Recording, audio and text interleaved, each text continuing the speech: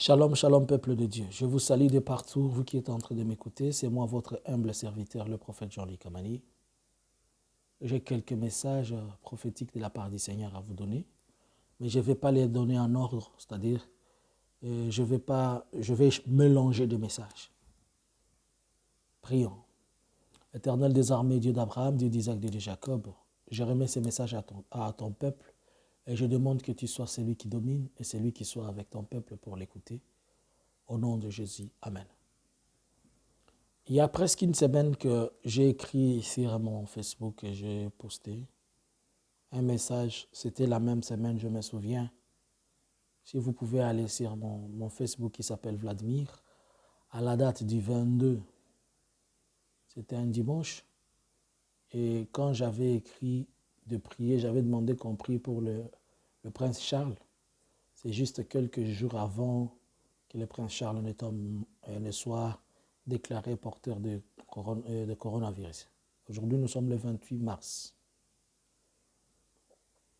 Alors, au courant de cette semaine-là aussi, j'avais écrit un message concernant ce que je vais dire maintenant là.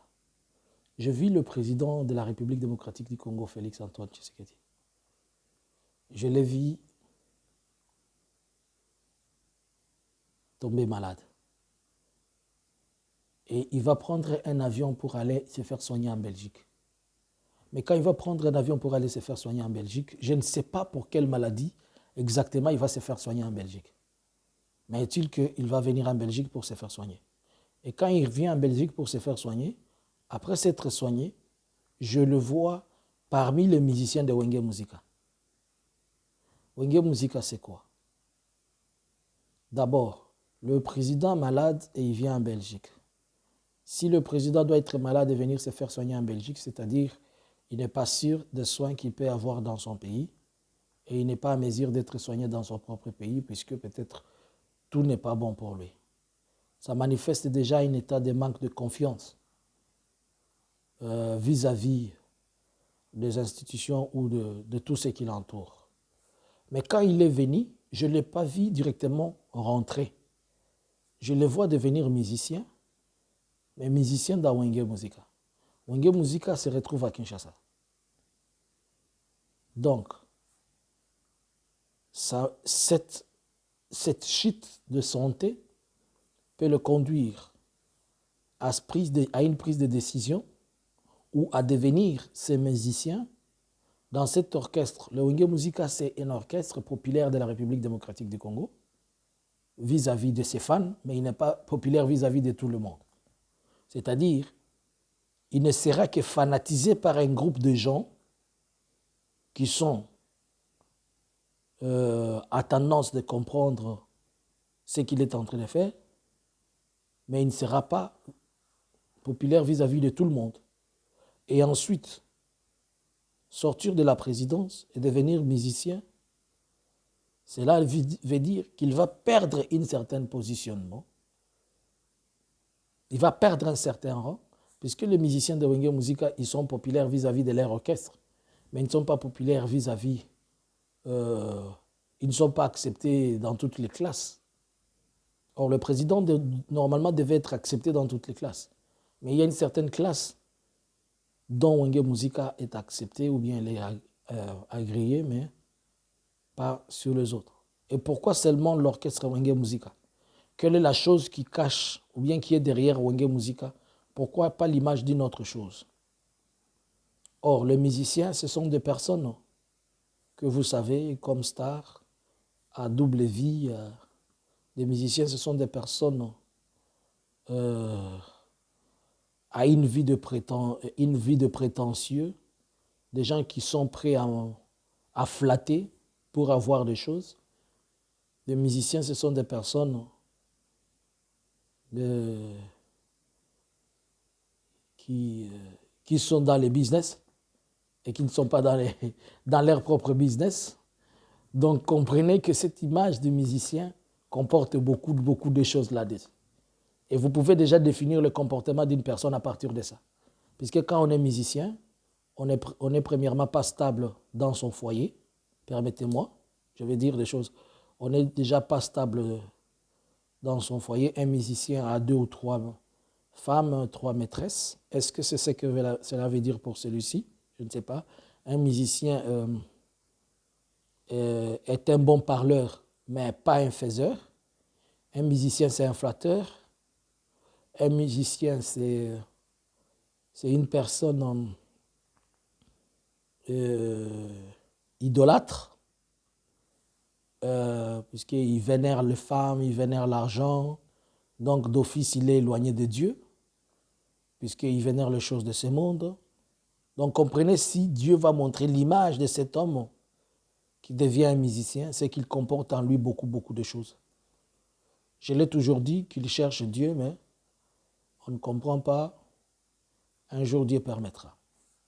Alors, je me retrouve dans une autre vision. Je vois la France prendre une mauvaise décision contre les jeunes Africains sportifs. Mais je n'ai pas compris pourquoi la France va prendre une décision contre les jeunes sportifs. Les jeunes sportifs plutôt africains. Et je n'ai pas vu si cette décision a été aussi prise contre le football. Mais est-il qu'on a pris une mauvaise décision? Et je suis en train de me poser une question. La France a pris cette décision et puis la Belgique a emboîté la même décision. Or, si la Belgique emboîte la même décision, la Belgique, elle est la représentation de l'Union européenne. Elle est le bureau, c'est elle qu'on appelle presque la capitale de l'Europe. Si la Belgique prend cette décision, est-ce qu'elle ne risque pas d'affecter toute l'Union européenne? Et une question que je me pose. Presque la majorité des disciplines sportives en Europe, en France, elle est dominée par les Africains. L'équipe de football et tout ça, tout ça. Prendre cette décision, est-ce que ce n'est pas prendre une mauvaise décision contre l'Afrique? L'image de cette décision, est-ce que ce n'est pas qu'on va prendre une mauvaise décision contre l'Afrique ou bien contre les Africains? Je me pose des questions là-dessus. Prie aussi pour ça, s'il te plaît. Et si la Belgique prend aussi cette décision, est-ce qu'elle ne va pas influencer l'Union européenne? Est-ce que l'Union européenne ne va pas prendre de mauvaises décisions contre les Africains ou bien contre la jeunesse africaine? Que Dieu nous aide. Après cela, je me retrouve dans une autre vision où je suis aux Pays-Bas. Et pendant que j'étais aux Pays-Bas, ce message, je l'ai donné en lingala, mais je vais le donner aussi en français, puisque ça concerne beaucoup de gens. Et quand je suis aux Pays-Bas, je vois le navire. Et je vois comme si je suis dans une maison, mais la maison était comme un navire. Elle secoue comme ça, pour la première fois. Et pour la deuxième fois, elle fait pendant presque 2 minutes ou maximum pas plus de 5 minutes. Elle bouge, un grand tremblement là. Mais dans ce tremblement-là, il n'y a aucune chose qui a été cassée, aucune personne n'est décédée, aucun dégât, aucun dégât. Et la voix me parla, elle me dit, ça va dire aux hommes de Dieu de ce pays de la Hollande, c'était en Hollande, va leur dire que ceci est un avertissement. Prochainement, je ne vais pas faire un avertissement, mais je vais balayer quand je vais passer. Alors toi, homme de Dieu, de toute tendance qui écoute ces messages, l'Éternel te reproche de quelque chose. La Bible dit, ne rejetez pas la prophétie, mais discernez-la, ou bien pesez-la, mesurez-la, prenez ce qui est bon et rejetez ce qui est mauvais. Ça ne vous coûte rien juste de dire, Seigneur, ayez pitié de nous, pardonne-nous pour le mal ou pour quelque chose que nous avons fait. Ça ne te coûte rien, mon grand frère, mon aîné dans la foi, que tu pries après avoir écouté ces messages. Car c'est comme ça que nous avons parlé des événements. Au début de l'année, nous avons parlé de beaucoup des événements qui sont en train de nous arriver. C'est comme ça que nous avons parlé des choses et que ça a été rejeté. Mais je pense que Dieu peut t'aider pour que tu comprennes ce que l'Éternel est en train de dire. Que ces messages te parviennent et que ces messages puissent aider quelqu'un.